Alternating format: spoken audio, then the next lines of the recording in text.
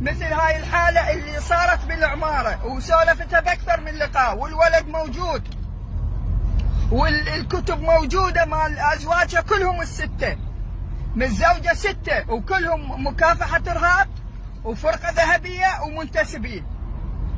المتزوجة عين اختصاص، هاي اختصاص منتسبين، كل واحد بس تحبل راحت لأهلها، جابت استلمته غايب وحاضر. وواحد ما يدري بالثاني. شو تقول لي الأول؟ تقول لي أنا والله مطلقة يتيمة والله وطلقني وكل. بعد النسوان من تمثل إبليس ما يوصل تمثيله، وواحد ما يدري بالآخر.